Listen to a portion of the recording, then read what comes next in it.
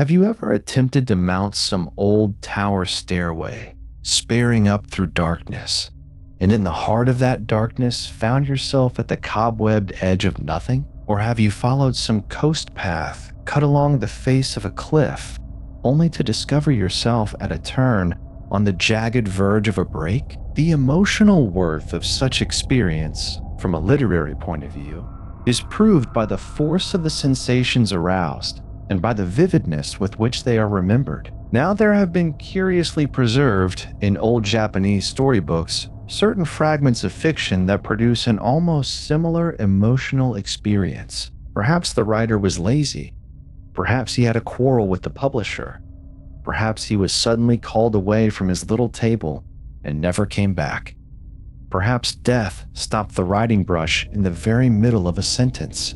But no mortal man can ever tell us exactly why these things were left unfinished. On the 4th day of the 1st month of the 3rd Tenwa, that is to say, about 220 years ago, the Lord Nakagawa Soto, while on his way to make a New Year's visit, halted with his train at a tea house in Hakusan, in the Hongo district of Yedo. While the party were resting there, one of the Lord's attendants, a Wakato named Sekanai, feeling very thirsty, filled for himself a large water cup with tea. He was raising the cup to his lips when he suddenly perceived, in the transparent yellow infusion, the image or reflection of a face that was not his own. Startled, he looked around, but could see no one near him.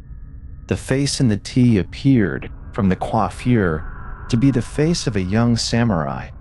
It was strangely distinct and very handsome, delicate as the face of a girl, and it seemed the reflection of a living face, for the eyes and the lips were moving. Bewildered by this mysterious apparition, Sekanai threw away the tea and carefully examined the cup. It proved to be a very cheap water cup, with no artistic devices of any sort. He found and filled another cup, and again the face appeared in the tea. He then ordered fresh tea and refilled the cup, and once more the strange face appeared, this time with a mocking smile. But Sekanai did not allow himself to be frightened. "Whoever you are," he muttered, "you shall delude me no further." Then he swallowed the tea, face and all, and went his way, wondering whether he had swallowed a ghost. Late in the evening of the same day, while on watch in the palace of the Lord Nakagawa, Sekanai was surprised by the soundless coming of a stranger into the apartment. This stranger, a richly dressed young samurai, seated himself directly in front of Sekanai, and saluting the Wakato with a slight bow, observed, "I am Shikibu Hainai.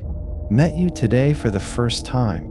You do not seem to recognize me." He spoke in a very low but penetrating voice, and Sekanai was astonished to find before him the same sinister, handsome face of which he had seen and swallowed the apparition in a cup of tea. It was smiling now, as the phantom had smiled, but the steady gaze of the eyes, above the smiling lips, was at once a challenge and an insult. "No, I do not recognize you," returned Sekanai, angry but cool.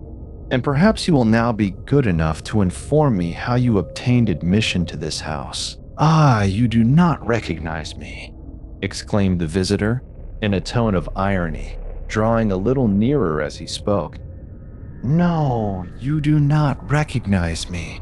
Yet you took upon yourself this morning to do me a deadly injury." Sekanai instantly seized the tanto at his girdle and made a fierce thrust at the throat of the man.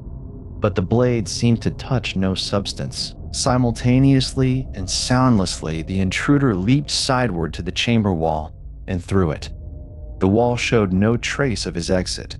He had traversed it only as the light of a candle passes through lantern paper. When Sekanai made report of the incident, his recital astonished and puzzled the retainers.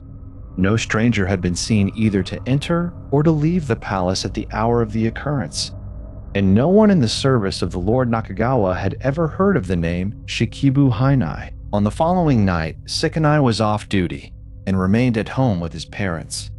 At a rather late hour, he was informed that some strangers had called at the house and desired to speak with him for a moment. Taking his sword, He went to the entrance, and there found 3 armed men, apparently retainers, waiting in front of the doorstep.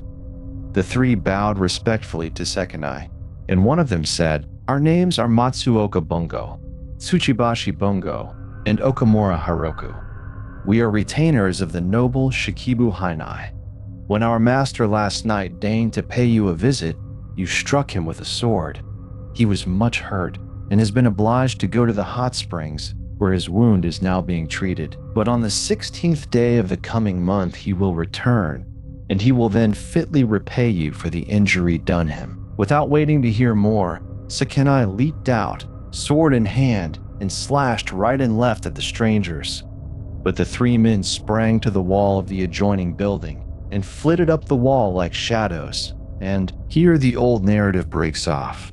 The rest of the story existed only in some brain that has been dust for a century. I am able to imagine several possible endings, but none of them would satisfy an Occidental imagination. I prefer to let the reader attempt to decide for himself the probable consequence of